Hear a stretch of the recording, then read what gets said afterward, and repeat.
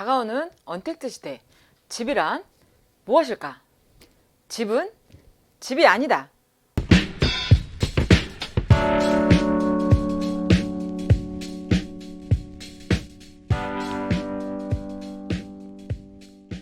안녕하세요. 부자멘토 이지훈입니다. 오늘은 언택트 시대, 집이란 무엇일까? 라는 주제로 영상을 한번 제작해 보았습니다. GNTV. 최근에 신종 코로나 바이러스 감염증 때문에 사람들의 일상에 굉장히 많은 변화를 가지고 왔잖아요. 재택근무는 물론이고 온라인 수업, 원격 의료 이런 비대면 형태의 수요와 공급이 굉장히 확장되고 있는 상황인데요. 이른바 언택트 시대가 다가오게 된 거죠. 연관 산업의 성장 가능성도 무한대로 지금 열려 있는 상황이고요. 오프라인 중심이던 우리의 생활 문화가 온라인으로 점점 빠르게 대체가 되면서 배달 시장이 급성장을 하고 있고요. 또 정보통신 기술, 그러니까 IT나 서비스가 한 단계 발전하는 계기가 되기도 했습니다. 그러다 보니 일부 부동산의 중요성도 굉장히 커지고 있는 상황인데요. 그 배달 시장의 확산 때문에 물류 창고가 이미 부족해지고 있는 상황이고 IT 서비스 수요 증가로 인해서 각종 데이터를 모아둘 데이터 센터 마련이 시급하다고 합니다. 관련 기업들은 부지 확보에 비상이 걸렸다고 하는데요. 그렇지만 이 코로나19 이후 가치가 가장 높아진 것은 언택트 산업도 아니고요.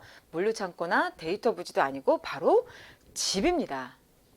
코로나19 확산으로 인해서 대부분의 사람들이 집에서 일을 하고요. 또 집에서 공부를 하고 또 집에서 삼시세끼를 다 먹고 집에서 문화생활을 즐기고 있는 중이죠.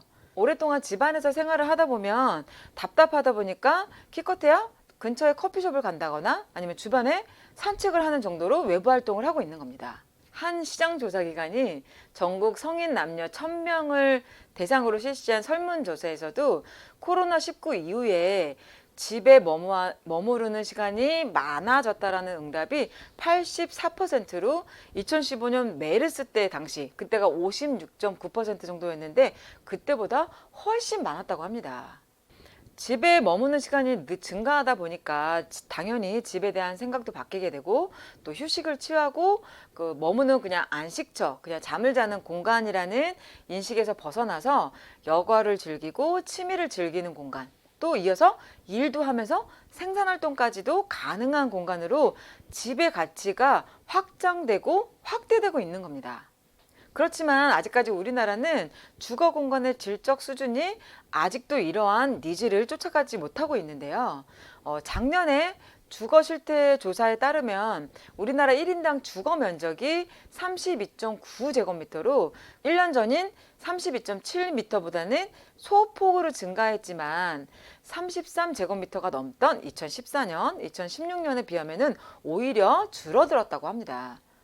주택 보급률이 이미 100%를 넘어선 지 벌써 10년이 지났고요. 이런 상황임에도 불구하고 우리는 여전히 양적 공급에만 치중하고 있고 숫자 채우기에만 급급하고 있는 거죠. 앞으로 주택 공급 계획은 재택 문화가 완전히 자리 잡게 될 때까지의 상황을 염두에 두고 세워야 된다는 생각인데요. 이 부분을 위해서 주택 크기나 평면, 디자인의 다양화가 필요하다는 생각이 들고요. 그리고 이 부분을 위해서 아파트의 층고를 높인다거나 테라스 공간을 확보를 한다거나 개방감을 넓힌다거나 이런 설계상의 변화도 좀 필요할 것 같고요. 1, 2인 가구를 위한 단지라고 하더라도 커뮤니티 시설을 갖춘다거나 그리고 지금보다 주거의 수준을 높여야 된다 이렇게 생각하고 있는데요. 서민주택이나 임대주택 같은 경우에는 당연히 정부가 앞장서서 이런 주거의 질을 올려줘야 된다는 생각이고요. 민간에서 공급하는 주택 같은 경우에도 이런 소비자들의 니즈에 맞게 공간을 업그레이드 한다든가 안에 있는 내부 내장재를 조금 더 고급화한다거나 아니면 공간 분리를 좀 더 효율적으로 한다거나 이런 등의 좀 노력들이 있어야 될 거로 보여지고요. 분양가 상한제나 아니면은 또 아파트 층수를 35층 이하로 획일적으로 규제하는 이런 것들은 어떻게 보면 지금 상황과는 좀 맞지 않나 이런 생각이 좀 들기도 하는 부분입니다. 언택트 시대. 집이 이제는 휴식 공간이라는 개념을 넘어서서 복합적인 생활 공간으로 변신할 수 있도록 정책적인 뒷받침이 필요할 것 같고요. 어찌 보면 이 코로나 사태로 인해서 집에 대한 인식이 많이 확산이 되고 변화가 되면서 지금이야 초도심으로 많이 집중이 되어 있고 아파트로만 집중되는 부분들이 이 코로나 사태가 장기적으로 가게 되고 또 며칠 전에 또 중국에서 또 굉장히 전염성이 강한 새로운 또 바이러스가 출현을 했다라고 하더라고요. 그래서 이 코로나 백신이 개발이 된다라고 하더라도 또 다른 바이러스가 또 출현이 돼서 이 부분들이 또 확산이 되게 된다라고 한다면 어찌 보면 이 집에 대한 인식이 굉장히 빠르게 변화하는 계기가 되지 않을까 이런 생각이 들더라고요. 그리고 이러한 인식들로 인해서 뭐 초도심으로 집중하던 이런 현상들이 어찌 보면 외곽으로 조금 수요가 분산될 수 있겠다라는 생각도 들고 아파트로만 모여들던 수요도 뭐 외곽에 약간 쾌적한 단독주택이나 이런 쪽으로도 수요가 분산될 수 있겠다 이런 생각도 들었습니다. 그래서 결론을 말씀드리면 이 코로나 사태가 장기적으로 갈 경우에는 우리가 집에 대한 인식이 분명히 바뀔 수 있다는 점 알아두셨으면 좋겠고요. 이 장기적으로 가는 추세를 보면서 사람들의 생각과 인식의 전환이 어떻게 오는지를 우리가 따라가 보고 그렇다 보면 우리가 집에 대한 생각이 바뀔 수 있게 되고 집에 대한 생각이 바뀌다 보면 어찌 보면 시내로만 초도심으로만 집중되던 그리고 아파트로만 집중이 되던 이러한 현상들이 약간 외곽으로 벗어나서 쾌적하고 친환경적인 어떤 단독주택이나 마당이 있는 집이나 이런 집들로도 수요가 분산이 될 수 있다는 생각도 해봤고요. 굳이 내가 집에서 일을 할 수도 있고 회사까지 출근을 안 해도 되는데 굳이 비싼 돈을 주고 서울에만 살 이유가 없는 거잖아요. 예를 들면 우리 집이 남양주의 단독주택이야. 그렇지만 잔디밭도 있어. 거기서 일하면서 돈도 벌고 식사도 하고 가족들과 생활도 하고 이렇게 생활하시는 분들도 생겨날 거라는 거죠. 제가 사실은 이런 생각 때문에 얼마 전에 경기도 외곽에 광주를 임장을 다녀왔는데요. 어떤 단독주택에 대한 수요가 높아질 수도 있겠다라는 생각에 광주가 분당 바로 옆에 붙어 있잖아요. 그럼에도 불구하고 아직도 땅값이 굉장히 저렴한 곳이거든요. 그래서 제가 임장 다녀온 사진을 좀 보여드릴게요.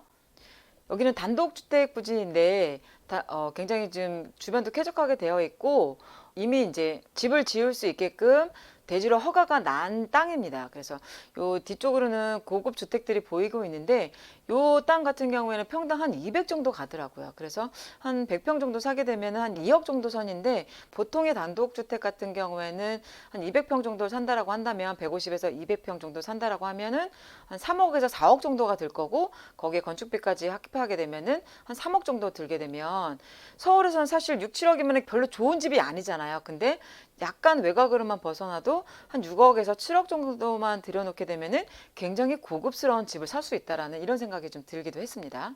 여기도 똑같이 전원주택 부지인데 여기 같은 경우에는 지대가 너무 높아가지고 좀 굉장히 좀 불편하더라고요. 그리고 들어가는 입구도 일방통행으로 돼 있어서 차가 오고 가기도 약간 불편하기도 한데 여기서 좀 한 가지 좀 팁을 드리면 단독주택 부지도 너무 산속의 요새처럼 자리 잡고 있는 곳은 그닥 그렇게 가격이 많이 올라갈 수가 없어요. 왜냐면 굉장히 그 공기는 좋고 뭐 보기에는 멋있어 보일지는 모르겠지만 이게 경사도가 굉장히 심하면 왔다 갔다 다니기도 불편하고 눈비가 왔을 때도 예를 들어서 거기에 염화칼슘이나 이런 것들을 바로바로 뿌리지 않게 되면은 다니기도 힘들 정도로 그렇게 경사도가 높은 지대들에 있는 주택들이 있거든요. 그러니까 그런 곳들은 살아보면은 불편하다는 걸 느끼기 때문에 사람들이 많이 선호하질 않아요. 그렇지만 그냥 딱 보기에는 높은 곳에 있으니까 와 되게 저 집 되게 멋있다라고 생각할 수 있지만 실제로 살아보면 굉장히 불편할 수 있기 때문에 이런 집들은 너무 높은 지대에 있는 단독주택들은 저는 굳이 권하고 싶지는 않습니다. 그래서 단독주택도 웬만하면은 너무 높은 고지대에 있는 것보다는 약간은 좀 평지나 저지대에 있는 이런 데에 전원주택 부지를 매입을 하시는 거는 괜찮을 것 같습니다. 그래서 제가 이렇게 경기도 광주로 임장 다녀온 사진들을 좀 보여드려 봤는데요.